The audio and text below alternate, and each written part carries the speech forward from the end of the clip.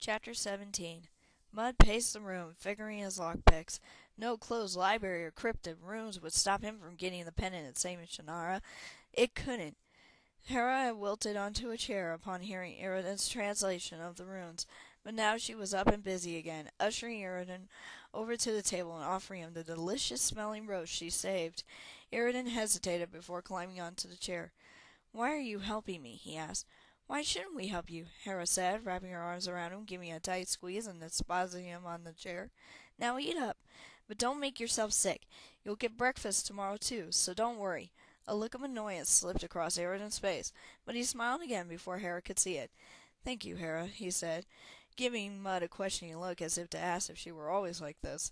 Mud rolled his eyes and nodded. He slumped onto the bed, pulled out the puzzle he'd purchased, and fiddled with the cool metal strands. Iridan took slow, deliberate bites, eating with such fastidiousness that Mud felt like rushing to the table and shoving the food down for him. What Kinder ate so slowly? Kinder were known for their voracious appetites. What a strange Kinder this one was. Hera sat beside Iridan and filled the room with a steady chatter about their Kinder friend Sindri and other mundane topics, until she worked her way around to the Red Dragon's attack on Potter's Mill. Mud interrupted the conversation there and suggested they all get some sleep. "Fine," Hera said, jumping up, but you're going to have to tell him about the Silver Dragon sooner or later." Mud glared at her. Iridan dabbed his mouth with a napkin and climbed down from the chair. "Mud has no reason to trust me with delicate information. Tomorrow you will hear back from the temple that I have stolen nothing and I will be gone. But you three must find a way to save your loved ones. I will ask Eli's blessing to be upon you." He sunk to his knees beside the bed and fingered his medallion whilst muttering a soft prayer. Mud stifled a laugh, finally realizing why Iridan had been dismayed at the clothes Hera had brought him. "What?" Hera whispered. Mud drew her into the other room before busting out into full laughter. "Iridan must think he's a cleric of Paladine.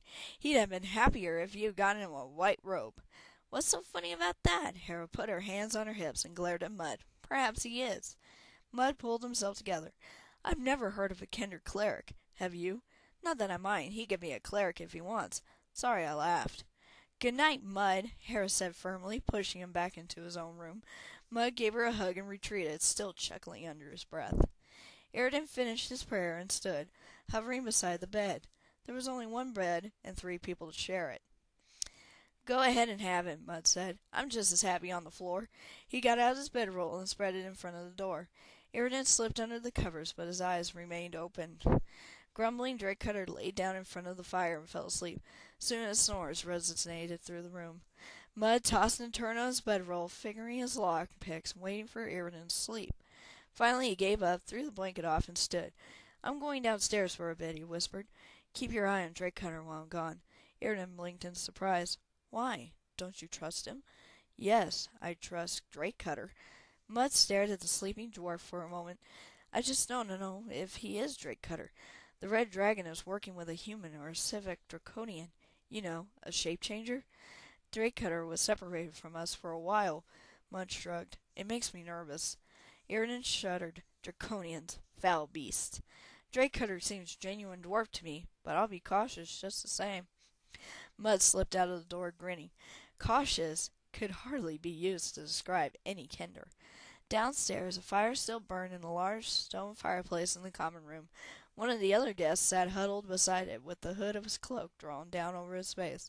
The rows of long tables were dark and empty. Mud strode through the room and let himself outside. Night had descended over Palanthas. The streets were silent except for the rustle of wind in the leaves. The shops and merchant stalls had closed, and stars glittered overhead.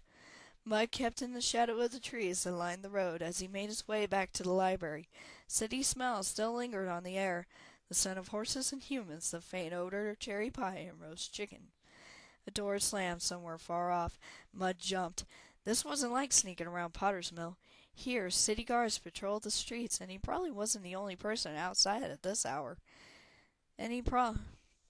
Mud felt open and exposed. As he slipped through the shadows from tree to tree, the soft sound of a football made him freeze. He peered into the darkness and saw nothing but the shadow of leaves cast on the ground by the starlight. He shrugged and continued on to his destination. still wary of what the city eyes might think of a boy would be doing in the street this late. It wasn't far before the massive library loomed out of the darkness. Mud left the road and darted into the gardens behind the building, where the trees were tall and ancient. He pressed up against a wide trunk and patted the gnarly bark. If the tree could talk, it could probably tell the history of Crim better than any musty old scribe writing away in a library. Moving from tree to tree, Mud inched up to the building, looking for a back door. There it was, a shadowy rectangle against the marble walls. Sliding his lockpicks out, Mud dashed to the door and got to work. His heart pounded while his deft fingers inserted two thin metal rods into the lock. Ceramic rocks were all too easy, but this one refused to budge. Sweat broke out on his forehead as he remembered Drake Cutter saying Palanthus had been built by dwarves. Dwarven locks were another matter. Mud huddled against the door and ran his fingers through his small bundle of tools. Choosing another set, he slid them into the lock. His mouth grew dry. Out of the corner of his eye, he saw a shadow move in the trees. He whirled around, clutching the lockpicks like tiny daggers. The trees swayed in the wind, and an owl hooted and then fell silent. Nothing moved. Mud took a deep breath and went back to the lock. At last, it clicked open. Mud eased through the door and found himself in a dark room. The caustic scent of lime hung heavy on the air, making his eyes water. He closed the door behind him and set about lighting a small lantern, wishing he had one of Hector's quick lamps that could be lit with a twist of a knob. Sneaking about had been so much easier with the inventions of his gnome friend. When the wavering flame finally lit, Mud closed the lantern's shutter halfway and held it up. His lantern illuminated only a few feet at a time, but as Mud continued through the room he saw that large vats with animal pelts soaking in lime filled the room. At the far end, a row of skins with the hair scraped off had been stretched on frames to dry. So that's how they make parchment, Mud thought, as he wove his way through the vats. He'd have loved to be there during the day to watch the aesthetics work. Not they'd let me in, he muttered under his breath. Mud stepped from that room into a long hall. Snores from behind a row of doors told him those were the aesthetics' quarters. He hurried past as quiet as he could on tiptoe.